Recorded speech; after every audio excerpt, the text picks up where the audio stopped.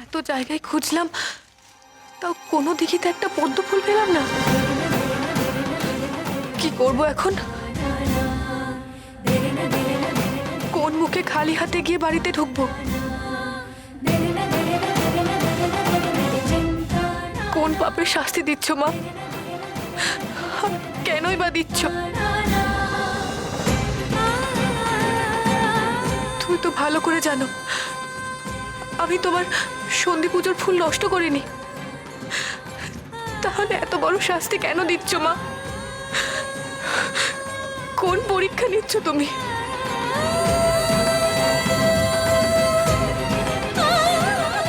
দয়া করো মা, দয়া করো,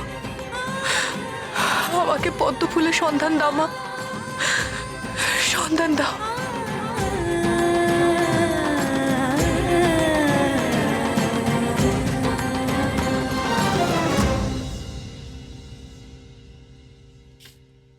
আর কতক্ষণ অপেক্ষা করব? এই পুজো করতে গিয়ে তো আমার মাথার চুল গজালো, আবার উঠেও গেল। এমন কাণ্ড সারা জীবনে ঘটেনি যে সন্ধি পুজোয় বসে আছি, অপেক্ষা করছি কেন না পদ্ম নেই। রামচন্দ্রের আমলে ঘটেছিল, কলিকালে এই ঘটনা ঘটেনি।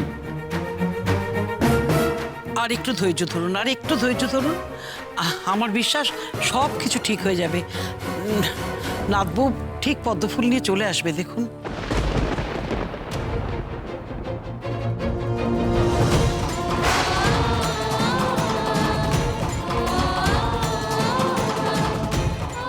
এই তো পদ্ম ফুল পেয়েছি। মা আমাকে পদ্ম ফুলের সন্ধান দিয়েছেন। সন্ধি পুজো শেষ হওয়ার আগে আমাকে এটা বাড়ি নিয়ে যেতে হবে। কি করে ঠিক হবে? ওমে পদ্ম ফুল পেলে তবে তো আসবে। কোথায় পাবে পদ্ম? আশপাশের সব পুকুর জলাশয় থেকেই তো পদ্মগুলো তুলে আনা হয়েছিল। তার উপরে রাতের বেলা পদ্ম তুলবেই বা কি করে? তোমাকে যত দেখছি অবাক হয়ে যাচ্ছে। তোমরা সবাই স্বার্থপরের মতন শুধু পদ্মর কথা ভাবছো, কেউ প্রফুল্লর কথাটা তো ভাবছো না।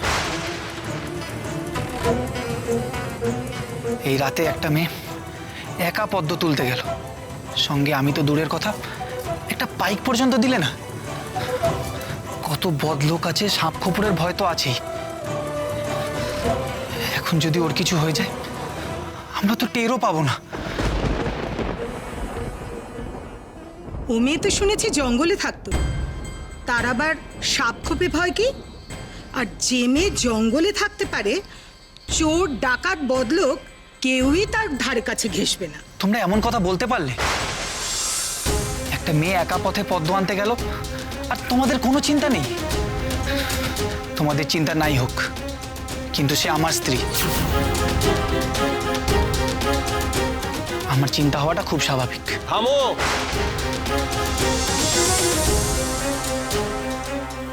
বড্ড কথা ফুটেছে না তোমার মুখে? আমি লক্ষ্য করেছি প্রফুল্ল এ বাড়িতে আসার পর থেকে তোমার ঔদ্ধত্য ক্রমশ বেড়েই চলেছে। তাহলে কিন্তু পুত্র হিসেবে আমি তোমাকে ক্ষমা করব না। কথাটা মনে রাখলে ভালো করবে তুমি। আর কিছুক্ষণের মধ্যেই সন্ধি পুজোর সময় ছেড়ে যাবে। পদ্ম ফুল না পেলে পরে কিন্তু ঘোর অমঙ্গল। এ পুজোর পুরোহিত হিসেবে আমি তা চাইছি না, কিন্তু অমঙ্গল হলে কিন্তু আমাকে বলতে পারবেন না। তাহলে তাহলে কি হবে এখন? মা, মাগো,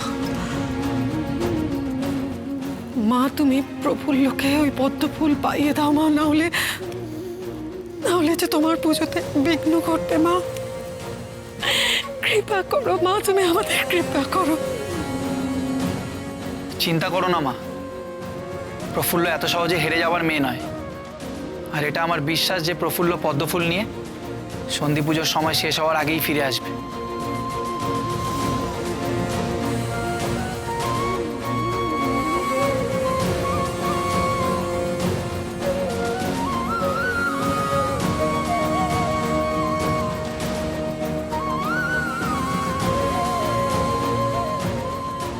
তোমার কৃপায় আজ তোমার ফুল পেয়েছি মা। যাই, সন্ধে পুজো শেষ হওয়ার আগে আমাকে এই ফুল নিয়ে বাড়ি ফিরতে হবে।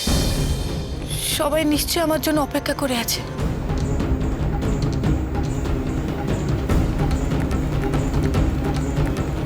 হ্যাঁ সর্দার, আমি নিজের চোখে সব দেখে এসেছি। সত্যি সত্যি মায়ের গায়ে সব বিলিতি গয়না পরিয়েছে ওই জমিদার হরবল্লভ।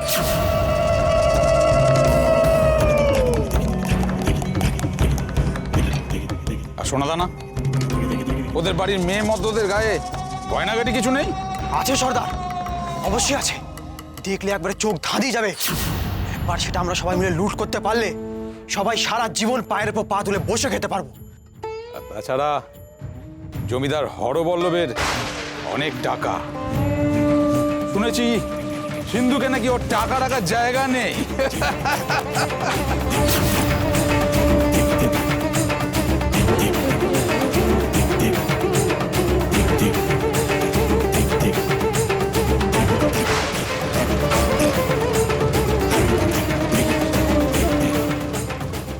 ভোগ খাওয়ার সময় লোকটাকে দেখেছি।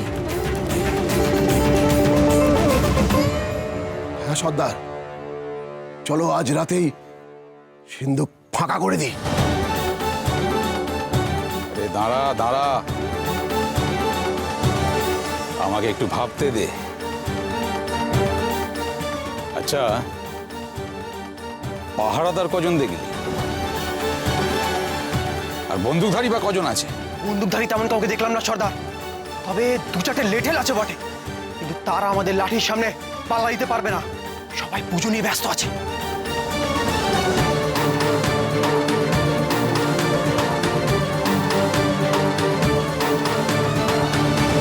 বেশ, তাহলে যা করার আজ রাতেই করতে হবে।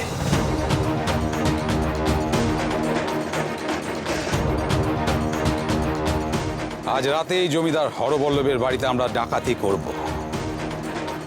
সবাই যখন পুজো নিয়ে মেতে থাকবে তখনই ওদের বাড়িতে আমরা ঝাঁপিয়ে পড়ব। সোনা দানা গয়না গাটি টাকা পয়সা যা আছে সব কেড়ে নেবো।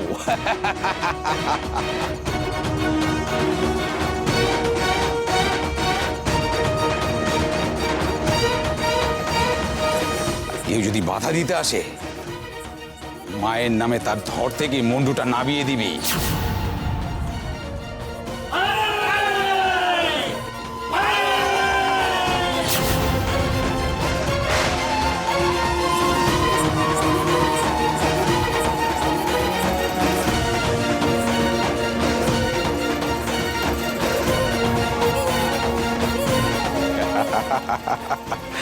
নে, তোরা প্রস্তুত হ।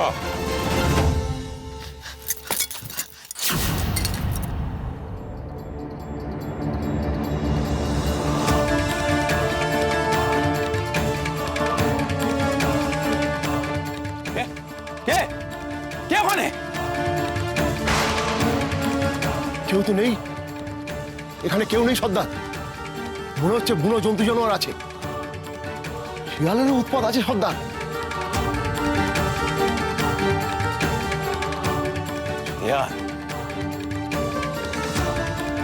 শিয়াল কি তবে জল থেকে উঠে এসে এখানে দাঁড়িয়েছিল?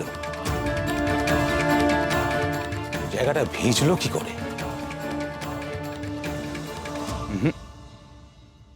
তাহলে কেউ কি আমাদের কথা শুনছিল ওখানে দাঁড়িয়ে? না না, তা কি করে হয়?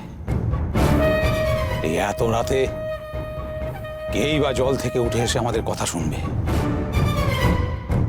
না না, এই তোরা চল, ডাকাতিতে যাওয়ার জন্য প্রস্তুত হ। চল।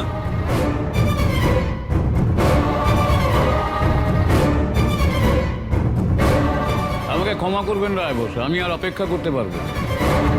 ওই মেয়ে যদি পদ্ম ফুল নিয়ে না আসে তাহলে সন্ধি পূজা পণ্ড হবে।